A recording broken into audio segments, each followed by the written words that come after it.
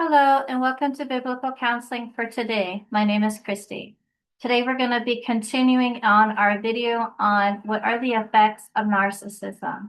In our previous video, we talked about what are some of the basic patterns of narcissism. And again, we can't just take one or two things and call somebody a narcissist. We have to really look for an overall pattern. Today, we're going to be looking at what are some of the effects of being in a relationship with a narcissist. So basically, how does it affect us? What are some of the things that you may go through if you have been in a relationship with a narcissist or if you are in a relationship with a narcissist? Just going to go through a couple of these uh, ideas. I think there's about 5 of them, and we're just going to talk them through. So if you know somebody who is in a relationship that you think could be a narcissist, please like and share, subscribe, share this to them so that the word could get out and that they could look at it and say, this is why I feel like I am so stuck and like I'm losing my mind because I am in a relationship with a narcissist. I will do another video about how to handle once you're out of that relationship with a narcissist. What are some of the things that you're going to come up against? So let's get started. Number one, one of the effects of being in a relationship with a narcissist is a loss of confidence. And this isn't ego, it's not pride. This is not feeling that you're capable of doing anything. There was a lady who came out of a relationship with a narcissist, and she had been driving since she was really young. I think she was at least 16 or 17 years old when she started to drive. And after she was done with this relationship with the narcissist, she didn't think she was capable of going down to the corner store in her car. Her confidence had been broken down so much that she doubted her ability to do anything. She would write out lists on how to do laundry, writing out lists on grocery shopping, making sure she got exactly the right thing. And when something went wrong, she would immediately demean herself, beat herself up. She wasn't in the relationship with the narcissist anymore at that point, but she was still doing the job that the narcissist had done to her. So when you're looking at confidence, you're really looking at a sense of self-doubt about anything that you're doing, and you feel like it's not good enough. And you may even feel like you don't fit in anywhere. There is this self-doubt that happens. It's not that you're doubting other people, although there is a mistrust that is definitely there. I think that in the narcissistic relationship, you lose trust in a lot of people and you feel very isolated and closed in. But you doubt yourself, which is even worse. It's you question everything that you do because you've been told repeatedly by the narcissist that you couldn't live without him or her.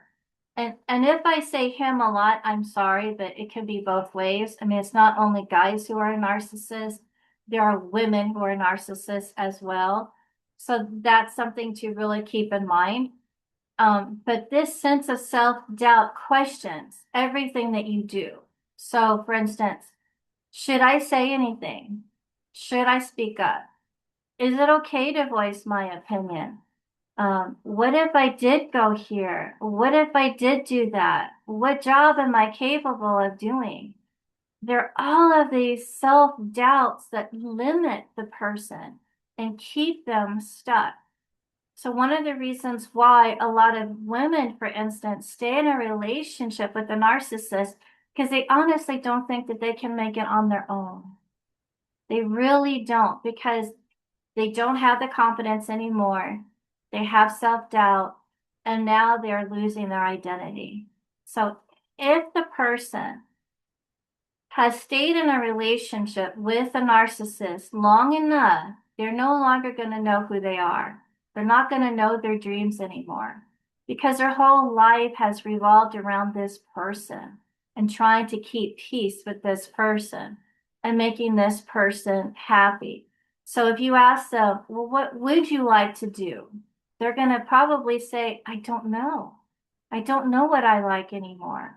I know what I used to dream about, but I can't really remember it because those dreams have died and who you are has really died, a sense of who you are.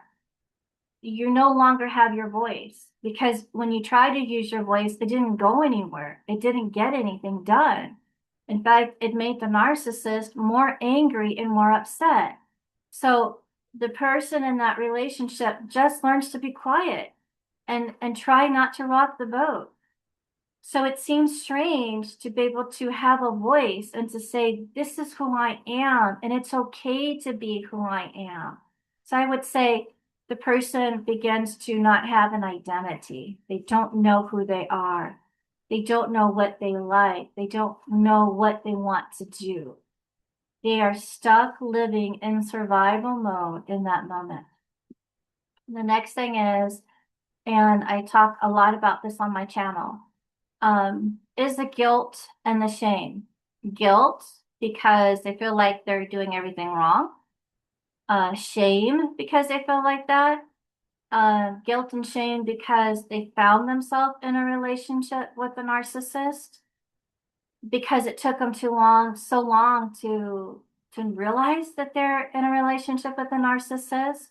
And a lot of people come and they say, well, why did it take me this long to get to this point to realize it's really not me? It's really I'm dealing with somebody who has some very severe issues. I'll put it that way. There's a lot of guilt and a lot of shame. There's a lot of why have I let this gone on? The guilt and the shame, just feeling like I'm a failure and I'm embarrassed and I don't want anybody else to know how bad it is. In fact, a lot of people in narcissistic relationships lie to themselves about how bad the situation is. They may want to paint a really pretty picture of a lovely family, a lovely life, a wonderful husband. They may say to themselves, or wife, they may say to themselves, it's really not that bad. Well, he or she gets mad once in a while. Yeah, they can be controlling. Yeah, I'm trying to make sure that they're not upset. Yeah, I try to walk around the house and be really quiet and I feel like I'm walking on eggshells. But that's just the way this person is. And this person will get better. So there's a sense of denial and that's very common with people who are in a narcissistic relationship. It's hard to look at the truth to say a lot of who we are as a person is being lost. The relationship isn't what we thought it was going to be. And let me just say this, a lot of narcissists are very clever and they're very charming and they know exactly what they're doing. They're not doing this out of ignorance. They know how to get a person and how to control them and how to manipulate them. And a lot of times it's going to be the person who is smart, who is capable, and who can really do a lot of things for them. So they choose that person. So it's kind of like congratulations, but no congratulations that you were chosen by the narcissist. It's hard to look at it. So we have to take that step back and we have to really ask God, show me what the truth is. And this is important. Once we do that, then of course we can always lay down the guilt and the shame, which isn't ours. It's not ours to carry. So if you're going through that guilt and shame, just lay it down. Give it to Jesus. The other thing is there's a lot of anxiety and depression. Anxiety because there's fear involved. Every decision is based on whether or not this person will be upset by what you do. You're hyper vigilant. You're trying to make sure that you're home on time, that everything is done right, that the person's not mad. So I knew a lady who wouldn't even she couldn't even get up and go to the bath in the middle of the night. So she would hold it because she was scared that her husband would get mad at her.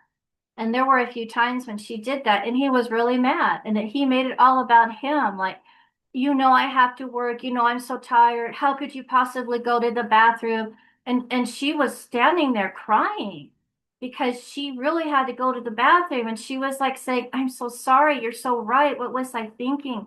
I was only thinking about myself. I'm so sorry. And she bought into this lie. And if you haven't been in a relationship with a narcissist, you may say, wow, I would never let that happen. But once you're in that relationship, they tear you down.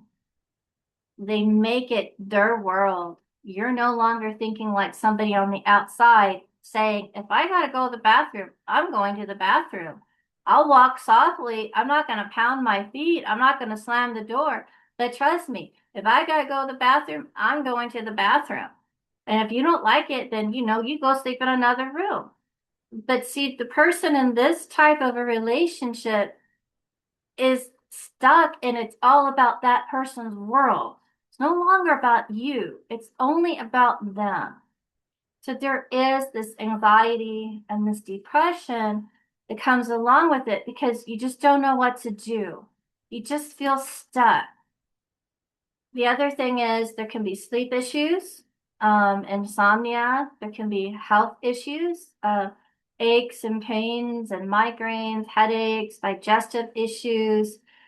Because again, one of the side effects they're finding out now, I'm reading this online, that one of the results of being in a narcissistic relationship is sometimes there can be autoimmune diseases. Because again, your body starts to attack itself because you've been under attack. So there's a loss of this vision for your life, loss of hope, hypervigilance, and you're exhausted. You're exhausted emotionally, you're exhausted physically, and sometimes you're exhausted even spiritually. Like you're not feeling where the presence of God is because you're just looking at this battle. It's a constant battle, it's a constant argument from this other person. And it's like a war zone. You're constantly trying to defend yourself. And when you're constantly having to defend yourself, why you talked to somebody, why you did something, why you didn't do anything, it can be really exhausting. So the word of God says that in Psalms 34, and if you're in this type of relationship, please read it. Your spirit can be crushed. And because of that, sometimes God's presence doesn't seem near, but trust me, He's there with you. You're not alone, and He wants to lead you out so where you can begin to have healing. Um, he saves those who are questioned spirit. He's close to the brokenhearted. There is a grieving process that happens because it's a loss of a dream, a loss of a vision, a loss of realizing that this relationship that you are in isn't about us. It's about them, whether it's a a guy or a girl. It's about them and what they want. And what you want is really disregarded. So my prayer for you today is that you would allow the Lord Jesus Christ to comfort you and to strengthen you, to give you wisdom, and to let you see the true picture of your life, because then we can move forward. So I really pray that this video has been helpful. Maybe it has opened up your eyes in some areas of your life, but I really pray that you would just cry out to Jesus and know that He hears you even before you finish speaking. He's answering your prayer. You are not forsaken. You are not abandoned. He is not far from you. He is with you. And if you want to reach out for counseling, please do. You can reach me at dovechristiancounseling@gmail.com, and I would love to help you. Have a great day. Be blessed, be strengthened, be encouraged. You are not alone.